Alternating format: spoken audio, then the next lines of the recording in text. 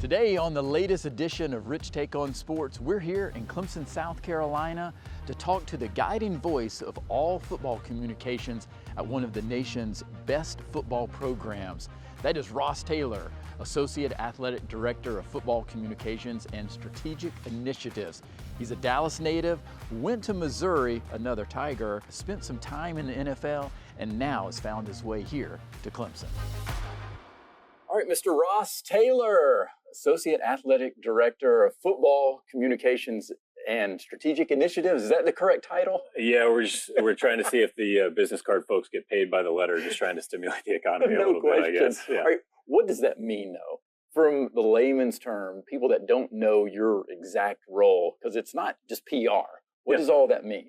So one of the reasons I love it is because it entails a lot in a kind of broad spectrum. So on top of the fact that I am a liaison between Clemson Football and members of the outside media, it's also a lot of work internally with our communications team, our in-house content teams, working with our recruiting staff, working with our coaches. So it's fairly broad, and that's kind of by design. By design. Yeah. Well, I'm wearing my Clemson orange. I see you got a little bit of Clemson orange. Obviously, I'm a Clemson grad. How much Clemson gear do you have in your closet? It's a little sickening. We would like to thank our partners at Nike. We are extremely well taken care of. Yes, and I am wearing a Nike also. Yeah, we are incredibly taken care of by our partners at Nike, and it's substantial, as I will tell you, and as my wife would corroborate. Now, you've been in this role since 2018. 18, that's right. But I want to walk back a little bit farther. Yeah. Tell me your first memory of sports and why you had this gravitational pull. Yeah, my first memory of sports. So I'm a native of Dallas, Texas. Go Cowboys! We'll get into my journey a little bit, but I know. But that leads me to my first memory. My earliest memories, and you can probably reverse engineer a date of birth or an age around that. But my first memories were those wars in the early 90s in the NFC Championship games between the Cowboys and the 49ers. Oh, yes. The Aikman teams against the Steve Young teams, and Jimmy Johnson against I guess it went into the Seifert era with the Niners, and the Cowboys winning 3 Super Bowls in 4 years, 92, 93, 95. Early memories of that, and then on top of that, there were, I loved all sports, but there were really 2 team sports that I really gravitated to. One, which is football, which I've made a career out of, but the other was pro hockey. And so the Minnesota North Stars moved to Dallas in 1993 when I was young. So my dad and I, once or twice a year would get tickets in the top row of Old Reunion Arena, which no longer exists anymore. They've since torn down. Whenever the Stars came and it was easy to get in, they go and win the Stanley Cup in '99. Right. So got a couple memories maybe of the Mavericks and Rangers here and there, but really those 90s Cowboys teams, 90s Stars teams were the ones that kind of set me on my path. For sure. Winning is very impressionable as a young kid. Yeah. And my journey with the Cowboys started a little bit earlier than that when they were going through the Super Bowls in the 70s and obviously going up against the Steelers back in those days. But it is amazing how, and we know Coach Dabo Swinney talks about the fun is in the winning. Yeah. And as a kid, it is definitely part of that. But so the hockey side, because obviously hockey in Texas doesn't seem to make a whole lot of sense, but there was success. So are you still a hockey guy? Big time. As you know this too, as you work in sports, sometimes I don't want to say you get cynical, but at least you detach a little bit and you understand hey, it's still business for them as well. But I've been able to detach from the football side, so to speak, because professionally that's been necessary. But still had the Stars on last night. Put them on at 7 Eastern because they're on the East Coast, luckily. So I was able to catch a little bit. Yeah, still follow it quite a bit. It's hard. We're Clemson, South Carolina. Obviously, the football staff here, we've got a lot of basketball and baseball folks in the building, but my secondary sport, I got to look and find my people. Takes a little more work. Not too many hockey people that are easily accessible. We've got some, but it takes a little digging to find each other. Yeah, my son is a big NHL guy. Now his team is the Vegas Knights. Okay. And obviously they had success. That's right. Pretty quickly out of the gates as an expansion team there. All right, but trying to decide what you want to do in your career. Yeah. Did you play sports, and is that another reason why you love sports, just being involved in sports? I did. So I I like to say I was athletic, but I was not a good athlete, which, you know, it's one of those I could get out there and not make a complete fool out of myself, but not good enough to think I would be able to pursue any of that with any kind of longevity. And I enjoyed it. But to be real honest, I loved not just sports, but everything around it. You know, I mentioned that my dad and I would go sit at Reunion Arena. Only a couple times I got to go to Texas Stadium, but I took in everything. Like we weren't, if it was, you know, 7 o'clock kickoff or 7 o'clock puck drop, we weren't getting there at 6:59. We wanted to get there early, and you could hear the sights and sounds of warm up. And you know, I loved watching the game day presentations of, you know, what videos were they putting up on the board before the teams came out, and the pyro and the music and just the entire production of game day. I was just fascinated by, and can just still remember some of those elements. So it wasn't just the on-field competition that fascinated me, which is also another piece of why I love doing what I do now, to kind of see the behind the scenes on that, have some input on it. But ironically, you know, I tell people that my journey into sports started with an early bedtime, because, you know, the Cowboys were easy growing up in Dallas. You know, a lot of times they were playing at noon. So you go to church, come home, they're kicking off at noon Central, and, you know, listen to Summerall and Madden and all that. Right. Well, it was a lot harder with the NHL. Most of those puck drops are 7:30, and when you're a young kid, you're not seeing a lot of third periods. And so what I would do, I'm a little clock radio on the nightstand. I would listen to the third period, Ralph Strangis and Darryl Ray calling the game on WBAP 8:20 a.m. until the clock radio, you know, with the timer turned off. And then in the morning, wake up and read about what happened in the Dallas Morning News. Yes. And so that created my love, not just of sports, but of sports media, because that was how I was consuming and understanding sports. And so at any point in my childhood, I wanted to be one of three things, knowing early on that professional athlete was probably out of the picture. I wanted to be a sports writer, I wanted to be a play-by-play announcer, or I wanted to be the producer, director, you know, calling which shots and which replays ended up on your TV. And so I just kind of fell backwards into a life where now those are groups of people that I'm working with on a daily basis, helping them do their jobs. That's right. And there is something to be said about how important it is in life. And as I've talked to my kids, and I know you're as a parent now, you're probably saying the same thing. It's important to understand, you know, what you want to do, but it's also maybe even more important to understand what you don't want to do. Exactly. And you quickly, and I did the same thing. I realized, hey, I was not going to make it as a professional athlete as much as I wanted to, but also, is Central time zone, is that the best time zone? For sure. In America? It has to be. Yeah. I'm so jealous at times. Yeah. This is God's country, but it is not God's time zone. Yeah. No, exactly. Yeah. I am very jealous, again, especially as I'm getting older. Some of these games are starting at 8 o'clock at night. Yeah. It's just too late for me. I'm not built for that. Yeah. I'm not built for that. But you have to live in that world, though, now. It's all right. How do you, I guess, with your day-to-day activities, and I want to hear more about that too, but just even able to separate and, I guess, maybe step away, how do you unwind? How do you get to decompress? It's a little tougher in season, and you know that's both the blessing and the curse of what we do. Is people are always talking about us, right? Yeah. And I wouldn't want to be doing anything where people weren't. That's part of the attraction to me. I want to be in the middle of it, which is great, but hard in some ways. You find little moments here and there. You know, just time I get to spend with my wife and kids, trying to be diligent and purposeful. You know, off season especially, I like to get in the kitchen and cook. That's one of the few times that I can really kind of zone out on everything. And if I'm not present, then, you know, we're all in a little bit of trouble. So, just you find little moments here and there. But, you know, the beauty of it is, you need to unwind and decompress a little bit. But also, like, for as much goes into it, we all derive and get energy from what we do. Yeah. You know, there is a true adrenaline that comes with being a part of this that just compels you a really long way. Yeah. Now, what's on the Taylor menu when you're cooking? It's a good question. I'm a little all over the place. Okay. Yeah, I'll bounce all over the place. You know, some little Tex-Mex roots growing up. Of course. So, but yeah. Are you a grill guy, or are you? I will say this. I do grill, but I tend to stay out of the barbecue business. So my older brother is a savant with a smoker.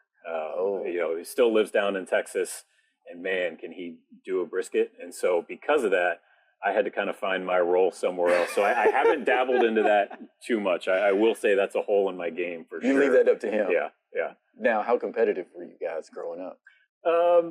Fairly competitive. I don't know that we've got any great stories. Now, my brother, my brother was like 6 feet, 210 pounds as like an 8th grader, where, he played soccer and football and people were just bouncing off of him. Yeah. So I think I knew I wasn't competing with that. So I think discretion might have been the better part of valor there.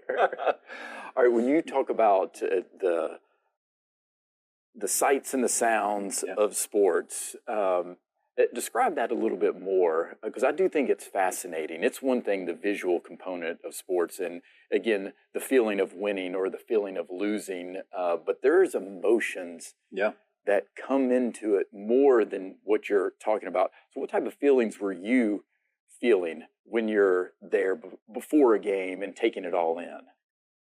I can vividly remember the smells and the sights and the sounds, and that's obviously, this too, as a creator, you're trying to drive somebody to feel something, and you may not be able to decide exactly what that is, but the neighborhood you're trying to get them in. And I kind of remember I don't want to say the highs and lows, but at least kind of the flow and the rhythm of how they're swelling up versus when to settling into action. And we've all got sponsor reads and things like that we need to hit.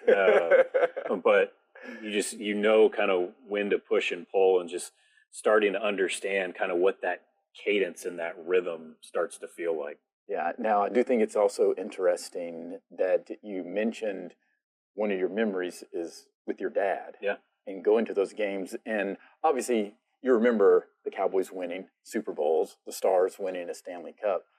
But how important is that's one of your first things that you talked about, is just memories with your dad, how special that was. Yeah, it's special. And, I mentioned earlier the phrase blessing and a curse. It's also a blessing and a curse for this. I was a couple of years, I can't remember if it was last year or 2 years ago, there was a great video that went around. I can't remember which direction it went, but it was an LSU Ole Miss game. And one of the teams won on the last play of the game, and a fan standing behind a father and his son, and they were on opposite teams. They were cheering for opposite teams. The man in the background took the video of the son jumping into the dad's arms and giving him a huge hug, and just the celebration they had, and then shared the video with him afterwards. And I was thinking, how sad it is that I may not have those moments with Clemson football with my daughter or my son, but at the same time that I get to be a part of bringing, thousands of people in Death Valley and millions of people watching on TV at home, that kind of joy. And that's not saying that I'm responsible for that, but that I get my percentage of a 1% of contributing to that is why we do what we do. Like, as tough as it may be on a personal side in some instances, the idea that we're creating that kind of joy and those kinds of memories for somebody makes this feel a lot more fruitful and fulfilling. Yeah, isn't that part of sports also, just the giving? Yeah. That you're involved in, that you're part of this community, this team, and you might not selfishly be taking advantage of it, but you're giving somebody else the opportunity or helping somebody else with their experience. Yeah, and I used to always joke in my previous job that, people would ask what my wife and I did for a living. My wife works in genetic testing. It's like, my wife helps folks, test for rare genetic diseases and disorders, to help them out. And I tell millionaires not to say dumb things on Twitter. Yes, you do. And so every now and then we'll look around and we'll just be doing something, fiddling with cameras to go do a podcast or whatever. I'm like, is this really like what we're doing? Like, somebody is paying us to do this. How insane is this? Like, my wife helps people for a living, and, we're messing around trying to figure out which Office parody we should do with James Skalski. Like, what are we talking about here? Exactly. It's just, it's always, it's really amusing to sit back and think sometimes, like, there's people out there who build things. There's people out there who are teaching, and here we are doing what we do. But my wife will always say, but you bring a lot of people a lot of joy. No question. I hope that's the case. Yeah, I do firmly believe that. Now, is she a big sports fan also? She is not. To her credit, she has she's come around on it quite a bit, and I appreciate her because, and this is how you end up with 2 degrees and working in science. She's very intellectually curious. Okay. And so even this past week, by virtue of the fact that we had a noon game, I was home relatively early enough to catch the second half of the primetime games, and she was asking a couple of questions about some things that had happened earlier, and no, I don't understand the run pass option. I was like, all right, well, here's the box. You can do the head count. Oh, like, yeah, that makes a lot more sense. I was like, my son's 2 years old and he just learned the word tackle. Before that, he'd just say they bump in each other. I was like, yeah, we're not just out there bumping each other. There is a little bit of strategy going on here. That's right. Yeah. All right. And so you go to Missouri. Mm-hmm. At that point, you'd already talked about you wanted to do something in sports. Yeah. But going to Missouri, did you have a distinct pathway? This is exactly what I want to do. Well, the irony is, you mentioned it earlier about learning what you want to do and learning what you don't want to do. My boss later on in my career said internships are good for 2 things: figuring out what you want to do and figuring out what you don't want to do. Yeah, of course. And those are equally worthwhile achievements. Right before I went to Missouri, coming out of high school, I was a high school journalist. At that point, I'd settled on, I'm going to be a sports writer. That's what I'm going to do. And so I actually earned an internship with the Dallas Morning News. I basically got a taste of my dream job for 10 weeks coming out of high school before I went off to Missouri. Loved it, enjoyed the work, enjoyed the people I worked with, but also understood the business a little bit better. And look, this was 2007. I mean, we all knew that freight train was coming in. Unfortunately, it continues to keep rolling. And on top of that, there were a lot of folks that covered sports that frankly had probably lost their love of them, which I understand. You do 20 years in a row of quadruple headers and press boxes on Thanksgiving Day, that can wear on you. And sometimes you have to remove yourself from the emotion and the enjoyment of it to be able to adequately do your job, which is great. And I'm thankful for those people. But I didn't want to lose that magic that I had grown up on. I wanted to be a part of it. So I went off to Missouri, still studied journalism, and thought I might go the sports writer route, but always in the back of my mind was wondering, is there some way I can be on the team side? And I assumed that would be somebody throwing me onto their team website, writing features and writing for their game day programs or what have you. So I still studied journalism, worked across platforms, print, a fair bit of radio, small amount of TV, not a ton, but at least enough to have a little bit of background in it. But knowing that this transition might happen at some point, but I still wanted to have the skills, speak the language, have the experience. And then my junior year, I started reaching out to teams in regions where I knew I had places to stay and could basically offer my services for free for college credit. And the 2 NFL teams in the 2 markets that I knew I had places to stay reached out, and one was more aggressive than the other, and kind of off we went. And frankly, public relations and communications just kind of claimed me, and here we are. And there you are, yes. And that was with the Redskins. It was, yeah. Yes, and the arrival of the Dallas Cowboys, for certain, that NFC East. All right, so what was that experience like? Again, this is the NFL. Yeah. It's the Shield. Yeah. I mean, this is the ultimate when you're talking football. Yeah. It was great. There's no training ground that prepares you for that. I had the benefit of working with great folks in my department, but the size and the intensity of that spotlight is not something you can truly adequately prepare for. And it's something that, I mentioned earlier that we want to be somewhere where it matters, where people are talking about you. This is not a fighting for coverage. This is, the gate opens 1 minute later than, the parking gate, it takes 15 seconds longer to open than it's somehow a story, somehow, some way. And so I am better at what I do now for having started there, for sure. It's very much baptism by fire when you're young, but it was an experience that I cherish deeply, for sure. And so what was your exact role? What did you do on a daily basis? Yeah, so similar to what I do here, maybe minus a little bit of the in-house content responsibilities, but it was pretty much 24/7, 365, facing external media, covering the team in Washington. So we were, group of about 4 full-timers. We usually have between 2 and 4 interns, where our daily basis is thinking about how we can serve the team through the outside media and assist outside media with their coverage of the team. Yeah. Now, I do believe that the NFL can almost be a case study in terms of how to market and how to get eyeballs on their content. Now, part of it is they have a great product, and I do believe that football lends itself extremely well for the TV viewing audience or the TV experience. It just fits on the TV for whatever reason, and the pace of it and all of that.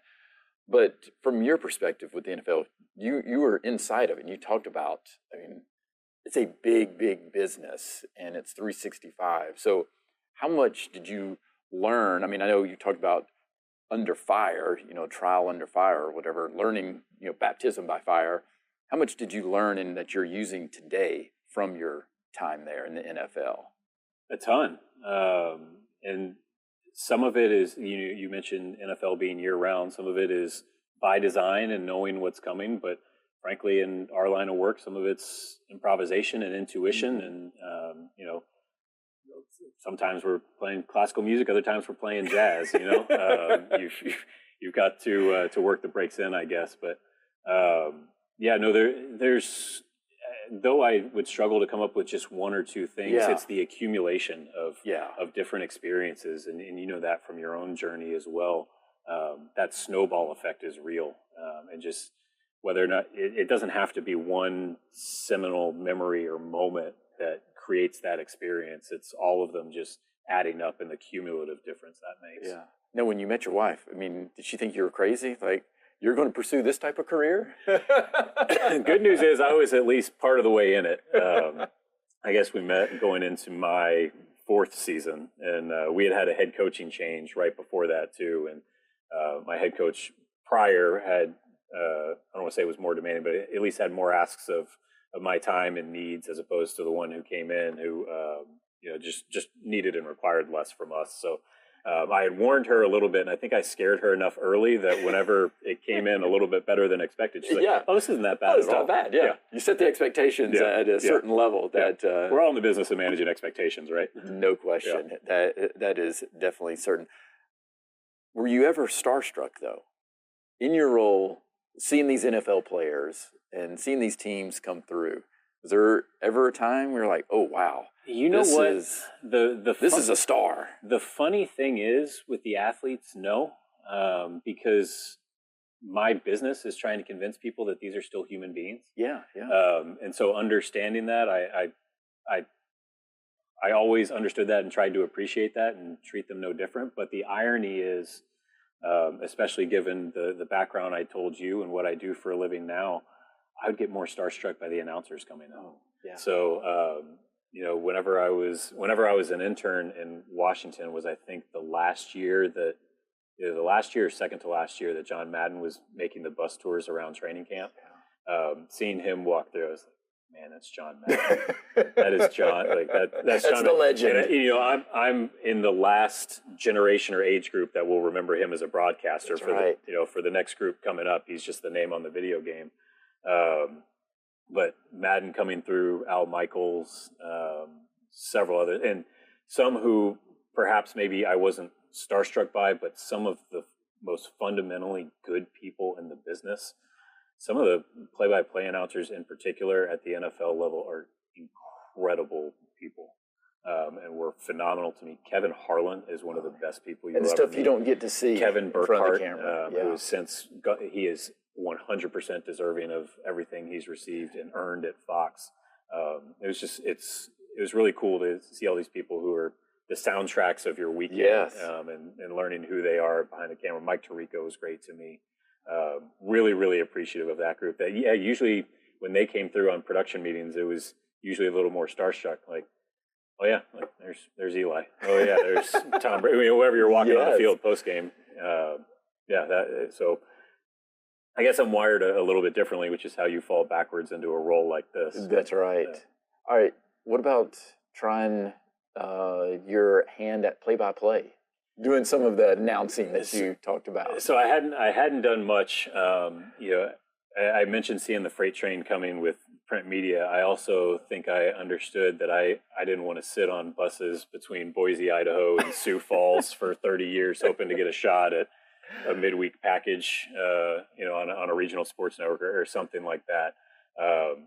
So really, I dabbled in a tiny bit at Missouri. So, a friend and colleague asked me once to fill in for him doing Missouri volleyball one year. Did a little bit of it for 1 year after I had covered the team as a beat writer, and then my senior year got pulled in on that role full time.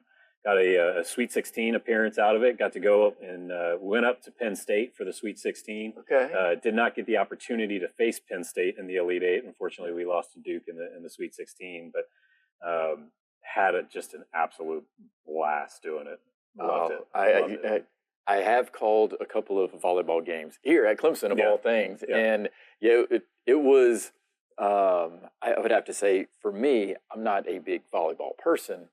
And I'm more of the color person than the play-by-play. So I look at some of these play-by-play announcers that can go from sport to sport, and it's amazing how talented they are. And I was the total opposite. So fortunately, we had an All-American setter who had just graduated and was back working with the program, and she was my color analyst. So my job was to tell you what happened. That's right. And Lindsay, you take it from here. Exactly. That's right. So never underestimate the benefit of good help. No question. Yeah. And there's obviously I've learned over the years too that from a radio perspective, the star is the play-by-play person, but from a TV perspective, more spotlight is on the color person because you want to hear the how and whys. So speaking of how and why. Coming to Clemson. Yeah. How and why leave the NFL? I loved the business of the NFL, but we've talked about pro sports growing up, but I come from a household where college sports matter deeply. Okay. So my father's an Alabama grad. I didn't necessarily have a team growing up because he didn't steer me in any one direction, and obviously we were in Dallas outside of that area, so none of it really rubbed off, so to speak, other than, same reason it's cool to help assist with it now. Grew up, you wake up, you watch College Game Day, then it would roll into whatever Big Ten game was on at noon, then you roll into the SEC game at 2:30 that time, I guess, into the ACC game that night. Yeah. And so that was always a part of I always loved college football. It used to I always liked home games in Washington better because Saturday, for the most part, outside of coming in for a walkthrough, I was able to be home and just watch games all day. And then on Sunday, you got to hop on the bus and get on the plane, and not all the planes had satellite with TV. So I'm sitting there, man, we got games. What are we doing? Exactly. I need to be watching college football. That's right. And then, trying to get to your hotel room scramble. And, I remember scrambling upstairs in Philadelphia to flip on the TV whenever Army finally broke the streak against Navy. Just random little memories like that. I remember each year in Washington, whenever we would get out of the preseason, this was back when Coach Shanahan was there, they'd always basically do a get-together away from the facility and just basically rent out an entire restaurant and, have a bunch of food and just an opportunity for everybody to kind of get together and fellowship before the start of the season.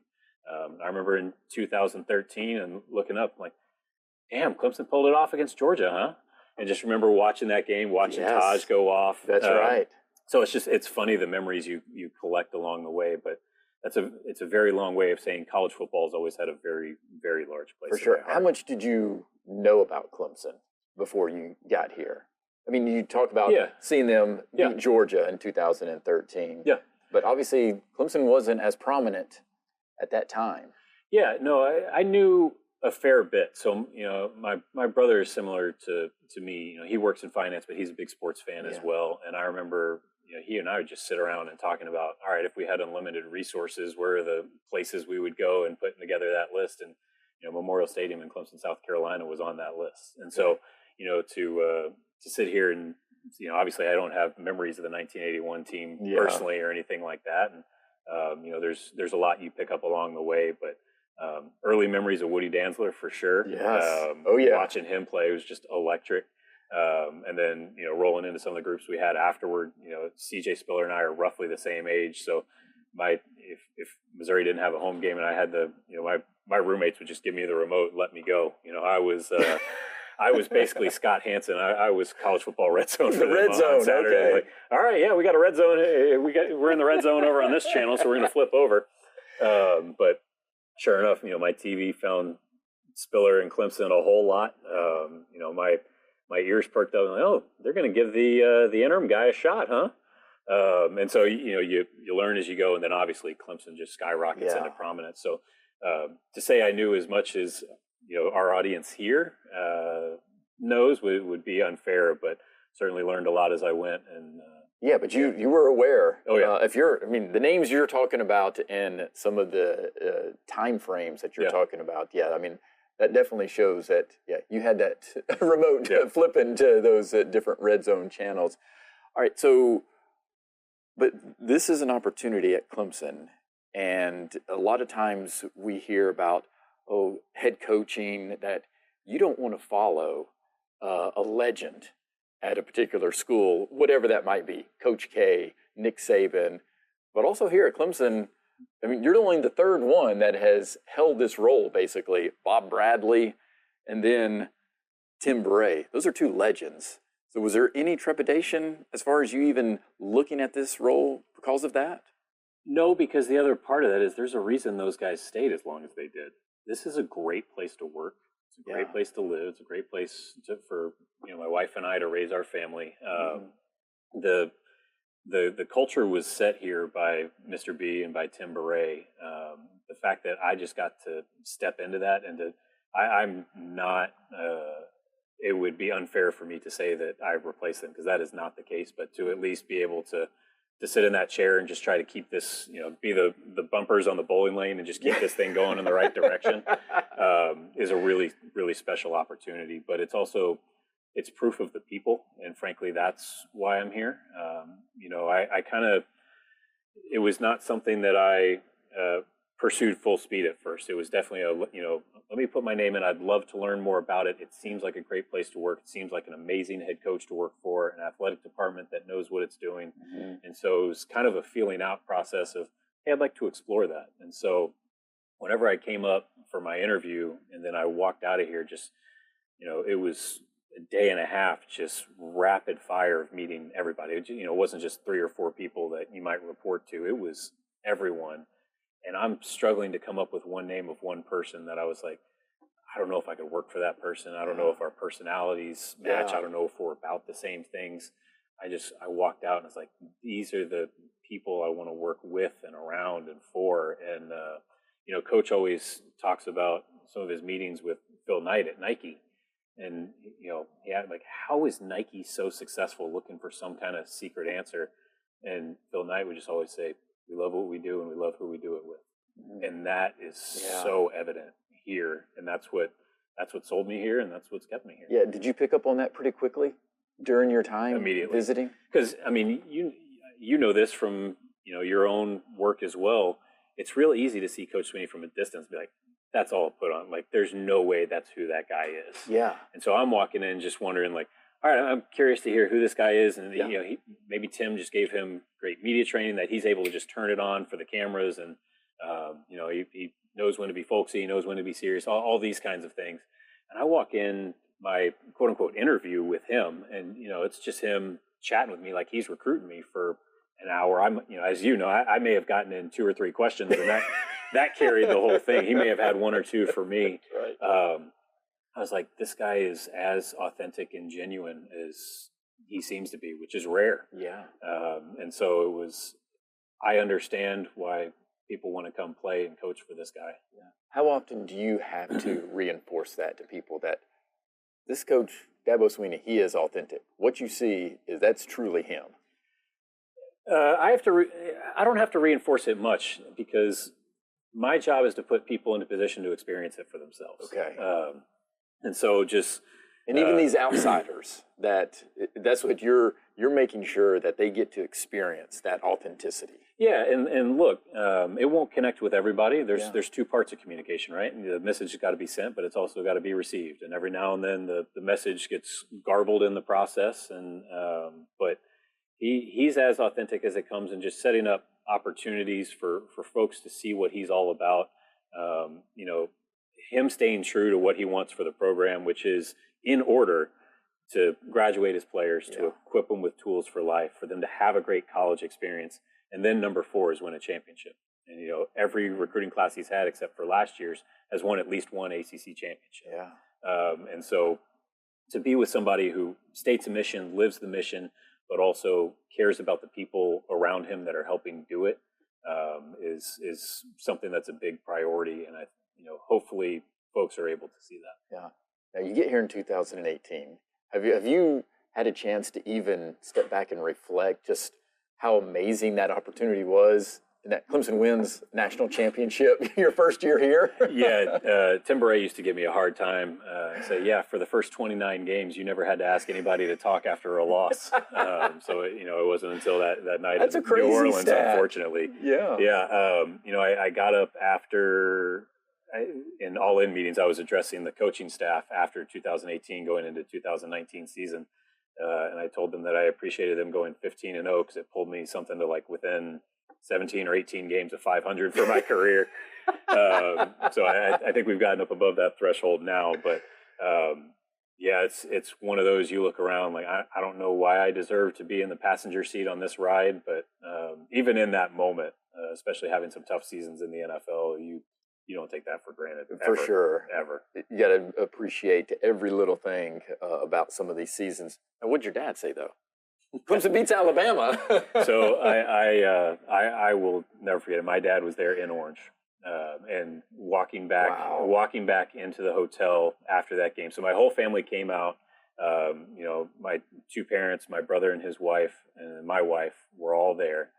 I remember, by virtue of how that game went, I went down to the field in the fourth quarter a little earlier. Usually I'll go down about 5-6 minutes left, start getting ready for post game, and helping sideline reporters get what they need, and driving people to the stage, and all of those things. I went down a little bit earlier than that. I think I went down probably shortly after Klee on 4th down, chases Tua down on the quarterback sweep. On 4th down, we get the ball deep in our own territory, and that's when I think I said, like, all right, let's go. And I remember being down on the field and being able to look back and identify my parents and wave at them, which was really cool. But then, as you know, once the game ends, it's relief for everybody else, and it's time for me to go to work. You got to go to work, yes. And so, everything happens for the next couple hours, but then we get back to the team hotel, and I remember walking through like our team area just into the main hotel lobby, and seeing the 5 of them there. My dad's got a big smile on his face. My mom is screaming and crying. My brother, who's a big man, picks me up and gave me a free back adjustment. Still something he cracked that I'm trying to fix. Those are good memories. Are you an emotional person? Does sports bring emotions out of you? Sports will do it. Yeah, sports will do it for sure.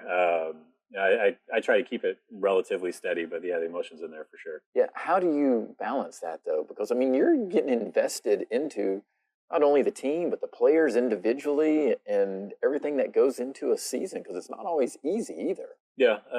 I think probably the best way to put it, coach tells our players you have to play with emotion, but you can't be emotional. Mm-hmm. And it's the same way. I think understanding the emotion, harnessing the emotion, but understanding you still got a job to do. Yeah. And there's obviously we all have moments where the emotions get the best of us, or frustration, whatever it may be. So I'm certainly not perfect in that respect, and would never claim to be. But just trying to always understand the mission and why you're there, and just trying to do what you need to do to get the job done. Yeah, when you look back at some of the games, and especially in that first season, I know it's easy. Oh, national championship. Yeah, that's a memorable game, and obviously it was. Yeah. Are there any other games that you pinpoint that, wow, that was a special game that might not be seen as a special game from an outsider? Yeah, one of them I didn't know any better. So we come out and handle our business against Furman in the opener. Then you go and you're in a dogfight in College Station in week 2 of that national championship season against Texas A&M. And again, you mentioned the NFL. Well, the NFL is engineered for every game to come down to the last 2 minutes to be a one-score game. So I didn't know any better. Like, they're coming back. It's a 2-score game in the last 2 minutes. Like, that's football. It is what it is, guys. Come to find out later, that's not so much how things, not how folks are accustomed around here. So remember that one a little bit. But then, as you and I have discussed before on Clemson's Greatest Games, Syracuse, 2018, I won't forget that one. Just the way, why is that? The way everything played out that week. It was the week that Trevor Lawrence had gotten named the starter. Kelly Bryant had opted to leave the team shortly after. Chase Bryce, goes from the 3rd string to the 2nd string. Everyone's excited to see Trevor, and early in that game, he goes down with the injury. And now here comes Chase Bryce trotting off the bench. And one of the things we've discussed, I think most of our fans know the story, but not understanding exactly what that meant. We knew it kept the undefeated season alive, but if Clemson doesn't win that game, Clemson doesn't win the Atlantic Division. That's right. Both Clemson and Syracuse would have been 7-1, and Syracuse would have had the tiebreaker. So the margin is that thin. 4th and 6, Chase Bryce to T. Higgins, which I never saw in person because I mentioned, I go down the stadium to go handle my post game. So I had to listen for Dale Gilbert to say pass complete, 1st down Tigers. That one sticks with me. And you heard the roar of the crowd. Yeah, heard the roar. And then from there, everything kind of took off. Yeah. Now, have you been able to run down the hill? So Coach Sweeney mandates that every member of his staff has to run down the hill before their first game.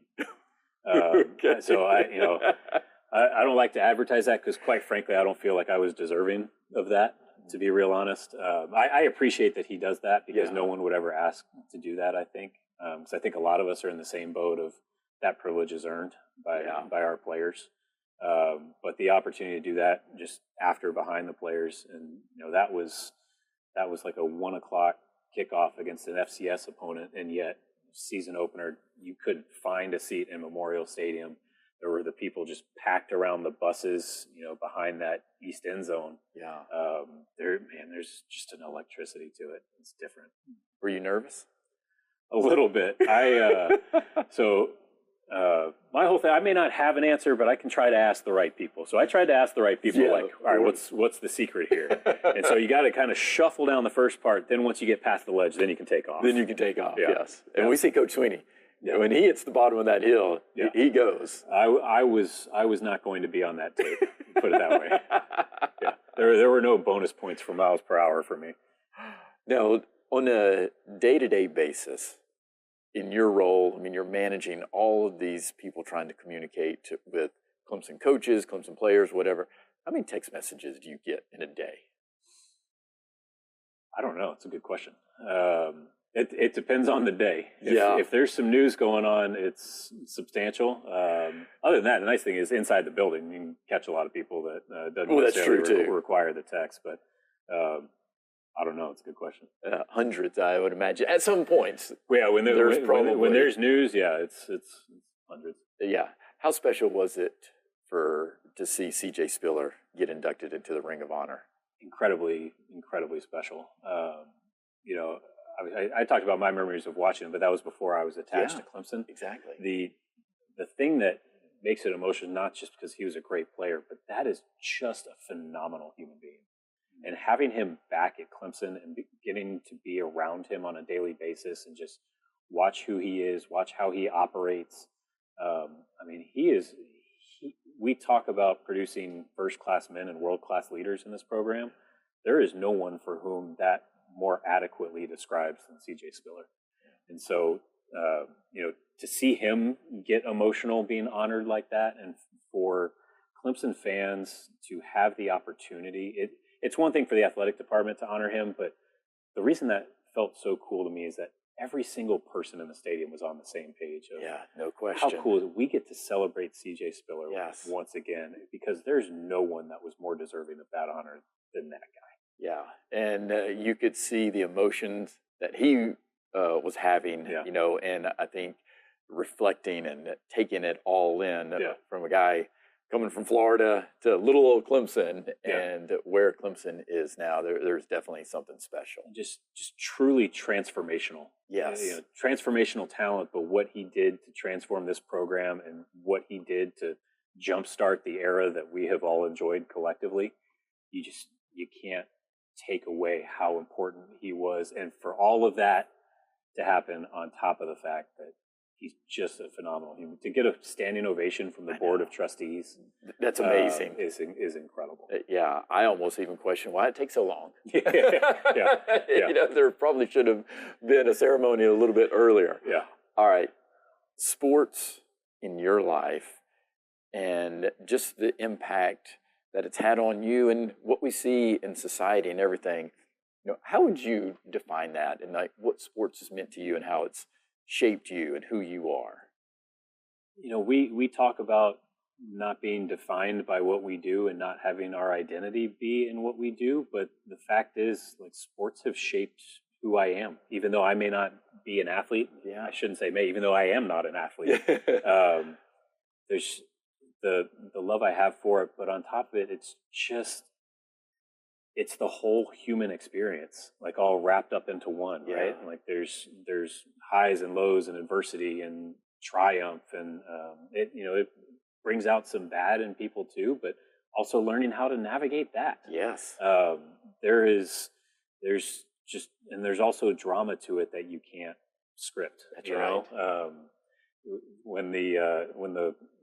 When the writers were on strike and all of that shuts down, well, you can't script our drama. That's right. As we keep going, it's all fresh and new, and there's always a new storyline. And every time you think something in sports is going to get stale, something new just comes up and enraptures you. The ultimate reality TV show is how I would describe it. That's right. Now, one last thing, though. As a guy who loved reading that newspaper, and I loved that growing up also, how much do you miss the true sports writing aspect and how, obviously, getting content has changed over the years? I miss it a little bit, but the nice thing is, in the role I'm in now, I get to dabble in it a little bit here and there, where I'll get to write features for Orange the Experience magazine, which goes to IPTE donors, or every now and then contribute to our game day programs, or each week I'm writing out, even though it's a little different.